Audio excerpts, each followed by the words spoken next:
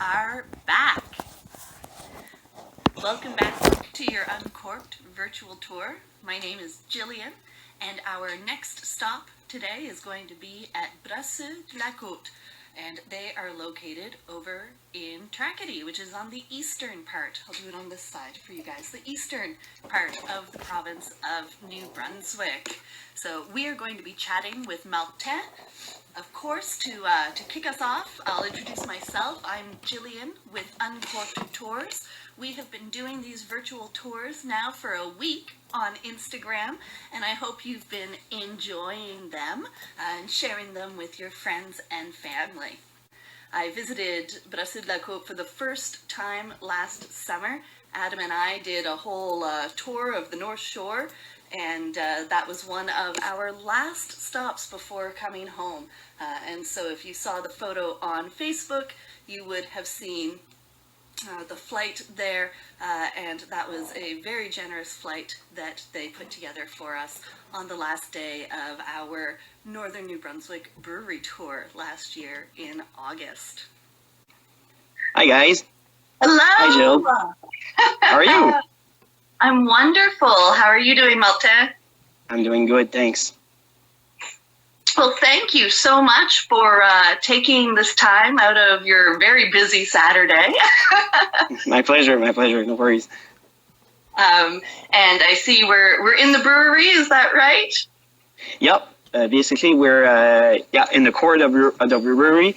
We have some activities going down here. A couple of customers still coming in for pickups. But here, there's nothing going on right now. Everything is fermenting, and there's nothing moving really here. Well, that's good. I mean, a brewery that's bubbling away is what we want. What we want them to do, right? Oh, yes, yes. All right. Well, let's get started. We've got a few people here that are online watching now. So it is my pleasure, everyone, to bring you virtually into the brew house at Brasseux de la Côte.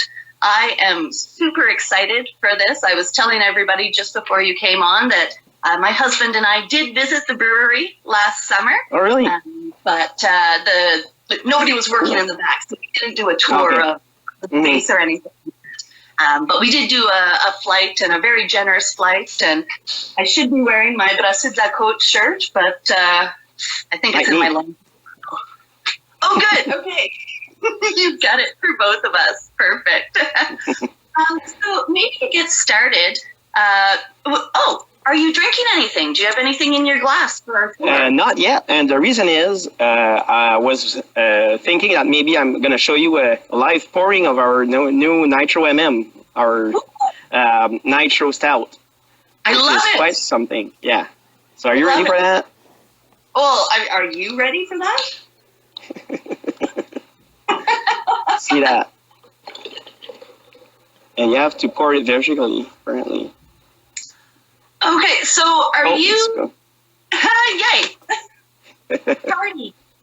So are you canning that like with one of those nitro balls, or is it just the nitrogen? No, exactly. Instead of putting CO2 in it, we shot it with nitrogen. Yeah, exactly. It's not like a Guinness can that you can shake and you hear the ball bubbling here. No. Yeah. So what? I mean, I've seen that before. It's popular to Guinness, like you mentioned, to have nitro. What does that do to a beer when you can it with nitro instead of with the CO2? So yeah, really good question. So basically, and I'm not too technical into beers because I'm going to maybe present my role after that with the brewery here. Basically, it creates smaller bubbles in it, and so when you see the head, you see it. Yeah. It's creating a big head but when you drink it, it's a creamy mouthfeel, a bit like the Guinness. So because of the bubble size, you totally get a new experience. And yeah, apparently that's what Nitro is doing. So it's awesome. Okay, cool. Well, I also have the Moscow Miscu. I always say it backwards. I must be saying it in something, right? Yeah, I'm doing the same thing every time. Yeah, so the Moscow Misku. And so this is a Russian Imperial Stout. I probably should have checked the ABV before I bought 4 of them. Yeah, it's 9. 9. So I'm going to pour myself probably half of one of these. But while I do that, Martin, why don't you tell folks a little bit about Brasseux de la Côte, when the brewery was started, and what the mission is for you guys in Tracadie. Yeah, so just before that, I'm gonna maybe present myself and say what I'm doing here and what is my role here. Yeah, so my name is Martin, and I'm and basically my roles here at Brasseux de la Côte. I'm doing social medias. I'm managing social medias, giving the guys a hand on that. So Facebook, Instagram. And also trying to answer questions to when people ask questions through Facebook or else. I'm also one of the 42 shareholders of the company. So I'm going to explain that a bit later. But yeah, we're 42 owners, co-owners. And I'm also, since maybe a couple of months now, doing homebrew batches at home for like R&D, research and development. So everything we see that might be interesting. And I'm fairly new into home brewing, so but I'm loving it. And are they letting you play on the big system at all yet? No, that's not, no. And I'm not really interested into that. My passion is basically developing new styles or new stuff that never been done or that I never drank before. It's inventing recipes. That's what I love. So yeah, no, I'm not touching the big stuff here. Well, that's fair, right? Know what you're good at, know what you like to do, and go there, right? Exactly. Yeah. Well, cheers. Cheers. Basically, the Nitro MM, it's the same thing you're drinking. It's the same beer, just it's shot with nitro instead of CO2. And I think I can imagine how that creaminess would really lend itself nicely. I mean, I'm getting just, a lot of kind of chocolate notes and toffee notes, and I don't want to call it sweet. It's not sweet, but it really has a lot of those dessert type flavors that you would expect from a big strong beer like that. So there's some sweetness in it, I think. Also, you cannot see. I'm always scared of using the word sweet, right? It's yeah, exactly. Yeah, sometimes it is sweet, and no, it's not at that level. So to answer your question about the brewery when it started and everything, so the idea started in 2012. 3 folks here, one of them being Denny, our general manager.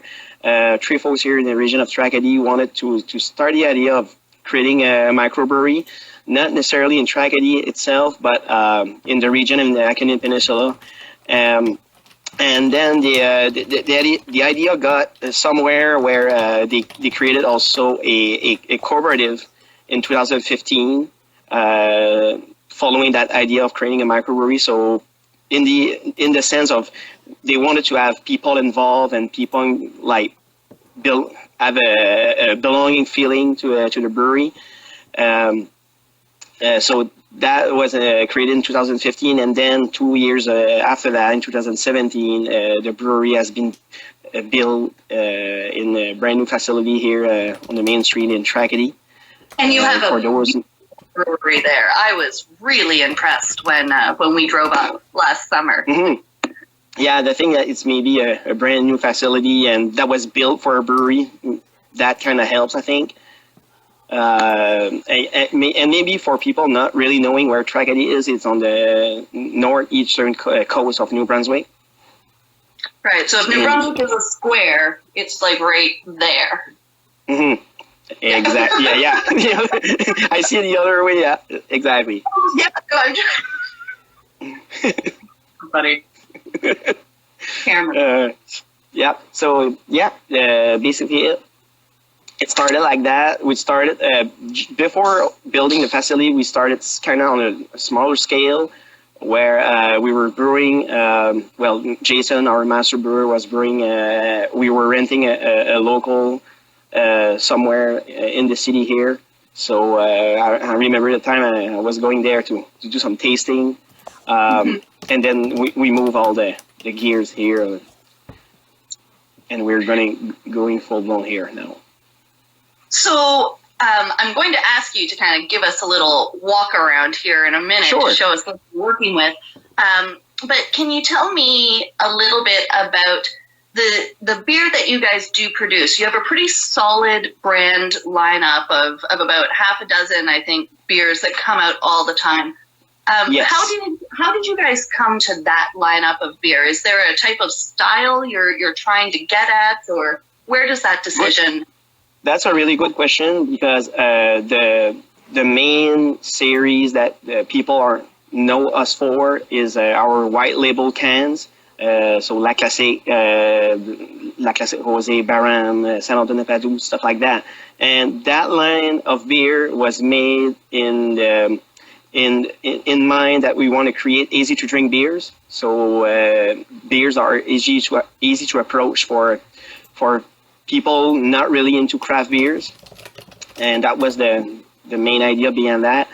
But this is an example of it. We're creating other series of beer. This is the X series, so everything that's going to be experimental or maybe out of the box type of beer that we're going to like, we're going to create it in the X series. We also have a C series that's coming. So those are going to be collaboration beers.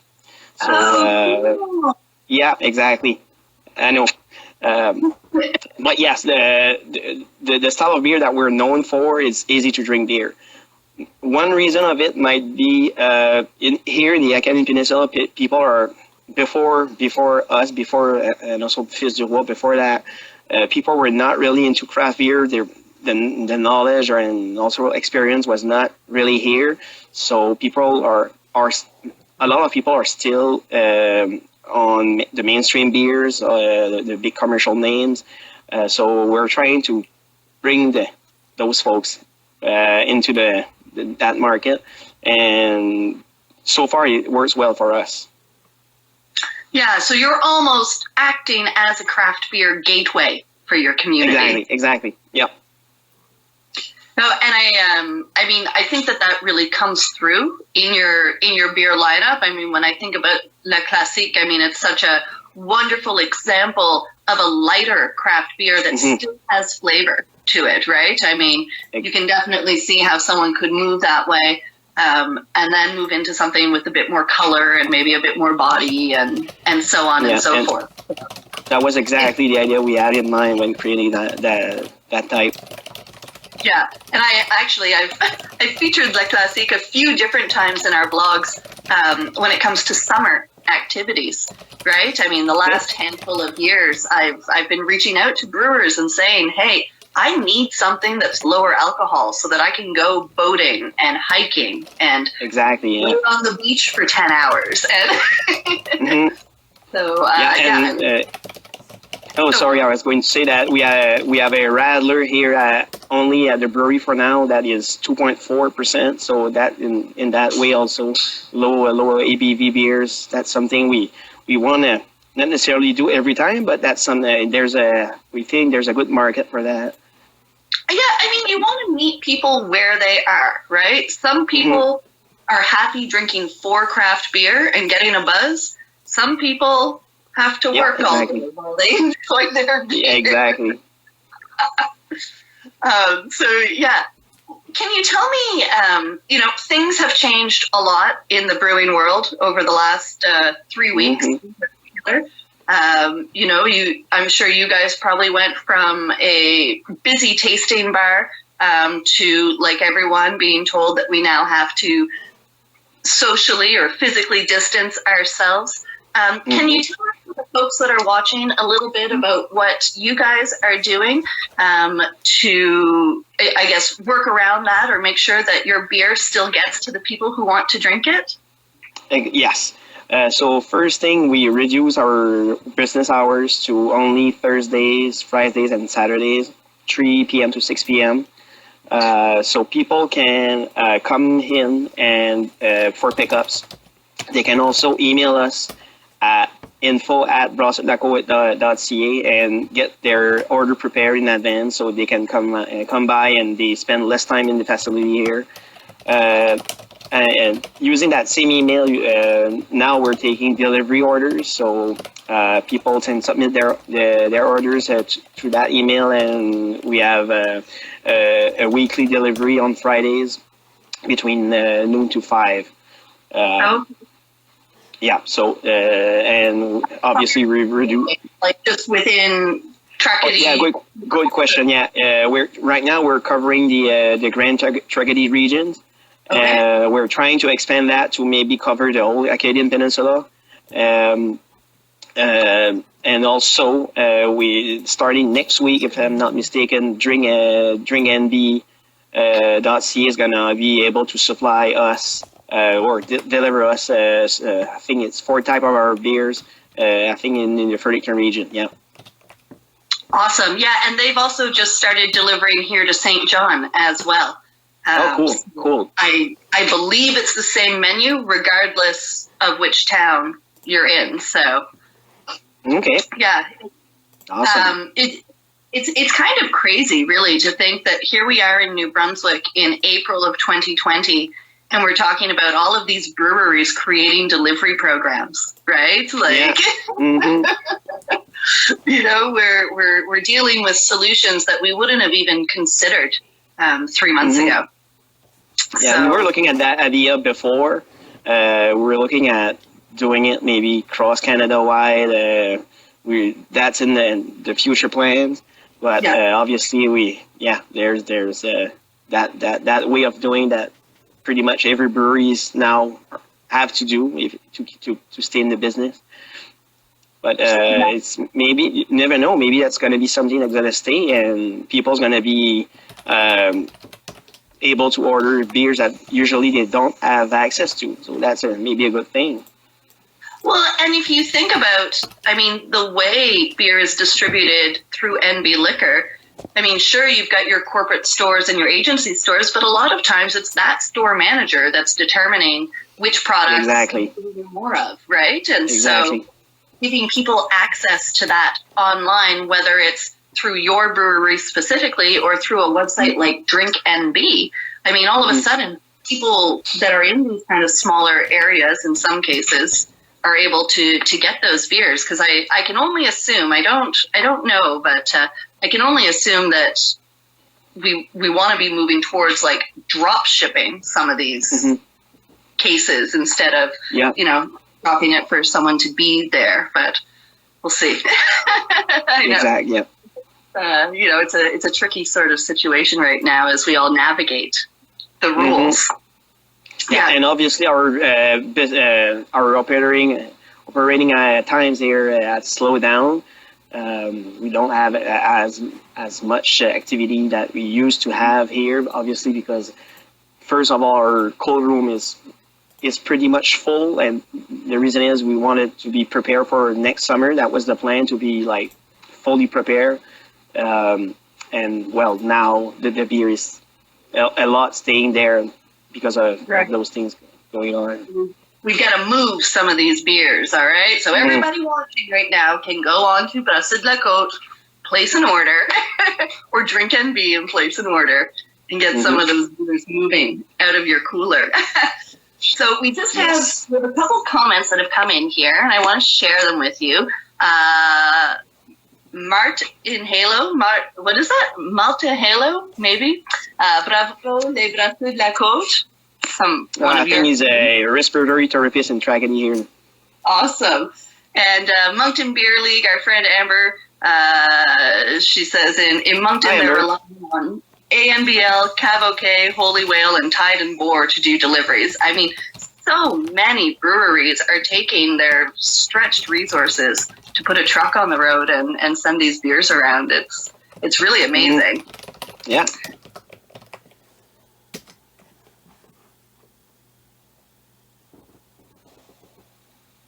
Are we back? I think we are, yeah. Oh, okay. Sorry about that. And I was just going to kind of take a look down. We've got all kinds of people that are saying hi. We've got Natalie Marie, 424 Anthony, JP Brito, Wendy Papadopoulos has joined us, Scow Cider. And if I'm missing some of you, I'm sorry. There's a lot flying across here right now. I wonder, can you maybe turn the camera around? Yes. I can walk by if you want. Yeah. So I've never been inside the brewery, so for me this is a virtual tour too. So maybe tell us a little bit about your brew house. So basically, I'm gonna go at the entrance, so I'm gonna have the full experience, I guess.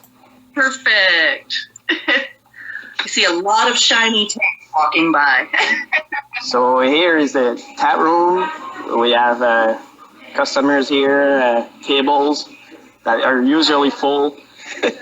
And Jessica, our awesome bartender or bar manager, you can say. She's saying hi. And so when you walk by, you have the fermenters. So we have four 10 BBL fermenters and four 10 BBL fermenters and four 20 BBLs fermenters. Sorry. And with the bright tanks, that makes a total of 150 BBL capacity. Oh my! There's a bright tank, yeah, and brew house, sanitizing tank. So basically, we have, like I said, 150 BBL. We're producing annually pretty much half of that. So we're running half of the capacity usually. So I think, if I'm not mistaken, we're doing 1,000 BBL per year. That's pretty much our production right now. Okay. Wow. The brew house, and there's not much other than that. Maybe the canning line. That's interesting. Yeah, so you guys have your canning line there on site, do you? We do. Okay. So we can ourselves pretty much everything that goes in cans. The only exception so far was that nitro beer. It's Craft Coast canning. That when because of the nitrogen, we don't have I think you need a permit for that. I'm not sure. So all the cans that we are stacking up for inventory is going to be used at some point. And if I come here, we have a pretty large operation. What's that? Sorry? I said it's a pretty large operation, right? You wouldn't necessarily think it just driving by the main exactly, road. Yeah, it looks smaller from the outside. Yeah, exactly. And we have all the grains stacked up. And we have also other grains on the second floor. So we're stacking up the rest of the grain that doesn't fit, I guess, here. And our cold room, I won't show you the cold room because it's pretty crowded in there. You really can't open the door. Yeah, that's about it. No, that's awesome. I wanted to ask you about one of the collaborations that you guys had done. So last summer on our North Shore trip, one of the places that we were able to stop and eat was La Terrace Steve over on Miscou Island. Yes. I was, of course, awesome place. Excited to see that you guys had a beer there, because at that point we hadn't had a chance to make it to your brewery yet. And we weren't sure if we were going to be able to stop in. So can you tell me a little bit about La Terrace Steve and how that project came to be? I'm not 100% fully aware of everything, but from what I know, Steve wanted a beer for his restaurant. So basically, Terrace Steve is a seafood restaurant in Miscou. That's really on the tip of the Acadian Peninsula coast. And he wanted a beer for to pair with his seafood plates. Didn't want something like overpowering the taste, so he wanted something really light. And basically, what we did a couple of sample, and he also came here, did tastings, and gave us feedbacks on what he likes, what he didn't like. So until we figured out that recipe, it's a fairly light beer. I think it's even lighter than our La Classique. To me, anyway, maybe not, but to me. And but the good thing of it, it's when you have like a nice seafood platter with it, you don't have the beer taste overpowering it, and so you can fully enjoy the meal and the beer also. Yeah, I mean, that's what we found. We did, the lobster rolls and the seafood platter, and you're sitting on the water with your feet in the sand because he put sand on awesome. the sand. Mm-hmm. So yeah, I mean, we were just so impressed to have that beer of yours and have it be, like you said, a beer that was really designed to go with the type of food and the setting that we were in. Is that a project that you guys are going to be continuing going forward? We do, and we have since then we have a other projects like that, collaborative project with not necessarily a restaurant, but most of them are. We have the Boat Builder IPA that is soon hitting in the liquor shelves along with the Nitro MM. So basically, that was a collaboration with Chantier Naval Atlantique. Construction Chantier Naval Atlantique in French, I think in Caraquet. So they wanted to have a beer on suiting their taste. So they wanted an IPA style beer. So we worked with I think it's Jean-Pierre, the contact we have with them, creating a beer for him and his team, I guess. We also have a couple of restaurants that are knocking our doors to create exclusive beer with their own branding on the can and everything. So that's something we really like to do. And because like I said, we are half capacity producing. We're able to pick some more. Well, yeah, I mean, you have an opportunity for additional revenue streams in that exactly. Type of, those types of marketing partnerships can really go a long way to get your brewery's name out to customers that might not necessarily see it, right? Exactly, yeah. Yeah, so I guess you mentioned Miscou, or I mentioned Miscou with Tarasa Steve. I thought that the Moscow Miscou had a very interesting story. Is that something you would be able to tell us? We're getting close to wrapping up, but I really wanted to have you share this story if you'd be willing. Yeah, the story behind that, because the name is quite weird if you're going to read it. So basically, it's a Russian in the I'm not sure the year, but I think it's like maybe 50 years ago.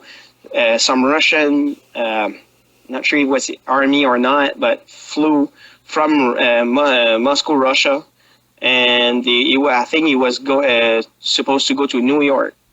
So, and something went wrong, and he landed in Miscou, in the Acadian Peninsula.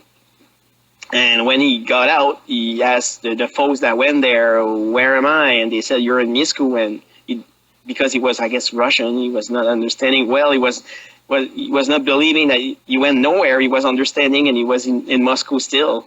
So that was, yeah. That was yeah, go ahead, sorry. I was going to say, I wonder if he ever made it to New York. Yeah, maybe by feet after that, I don't know. And I mean, that's something that there are a lot of things that I love about the brewing industry, but some of the stories that come out from the beers and the labels and the names, just, they really are good stories. Mm-hmm. Yeah, that first series of those white labels, we always try to come up with a good story behind the name. Like the Baram, it's when you read the story, you get the name, where it comes from, and usually it links to the beaches and the coast here, and talking about that, maybe explaining to to people what Brasseux de la Côte mean, or basically absolutely. what it is. Yeah, so because it's maybe something hard to say or hard to spell, it's basically a slang for Brasseurs de la Côte, which means brewers of the coast in French. So if people here, most of the time when there's a word ending with they're gonna say EUX instead. So it's pure slang in the region here. So Brasseux de la Côte was, and the name was actually picked by I think it's a member of the co-op, the cooperative, when they kind of did a contest of come up with a name, and we're gonna pick up the best one, and we have that name that came out, and we thought, oh, that's a great one, gonna pick that one. Well, and I really love that you explained that. So je suis Brian, so I speak French, and it's fine. Oh. I was looking at it because I always saw Brasseux, right? Like Brasseux de Montréal, Brasseux, Les Trois Brasseurs, all of that, right? Yeah, exactly. Brasseux, and I'm going like, am I missing a rule? Did I not go to school that day when they taught me this? But no, it's just straight up slang, and it's all good. Yeah, like mangeur is gonna be mangeur. That's it. Really? Okay. Yeah, it's something so probably in the north of New Brunswick. I'll have to file that away for my next North Shore tour. Well, listen, Martin, we've blown through our time together. Cool. Is there anything else that you wanted to share while we have some folks here online or watching the replay? Other than saying to our not only to our customers, but anybody supporting the local industry, and not just beers or not just drinks, anything local, I think that's the perfect time of supporting those businesses during what's going on right now. So a huge thanks from the Brasseux de la Côte crew. This is the perfect time to support your local industry or whatever you have around either in New Brunswick or in your hometown. Thank you very much for that. Very, very appreciated, and all the best to everyone. Oh, that's wonderful. Thank you. And it's such a good point that right now our local businesses, need us even more. I did just see a note pass up here, and we'll give it a quick minute. The Moncton Beer League is asking about the cooperative. Can you tell us maybe quickly what the cooperative was and what it does now as an ownership group? It's if I'm not mistaken, there are over 200 members now. Most of them being in the region here, but we have folks from Moncton also, pretty much everywhere, but most of them are around here. I'm not aware of all the events or what's going on with them, but they're soon gonna be one of the shareholders of the microbrewery here. They have other projects on their own, like there's a brew pub in Tracadie called Brasseux Brew Pub, and that's one of their project, and they're trying to support. They're trying to support not only beers that are from the region, but local beers in general, but mostly from the region, obviously.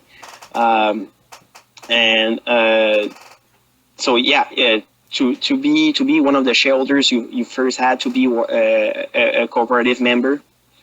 But other than that, I cannot really. I'm sorry, I cannot maybe fully explain or answer the question. But what do you know? What's the actual name of the cooperative? And then she can just kind of Google it and find out more. Yeah, it's Association Cooperative Microbrewery. It's a weird name, but it's in French. Association Cooperative Microbrewery. Yeah, I think they have a Facebook page also.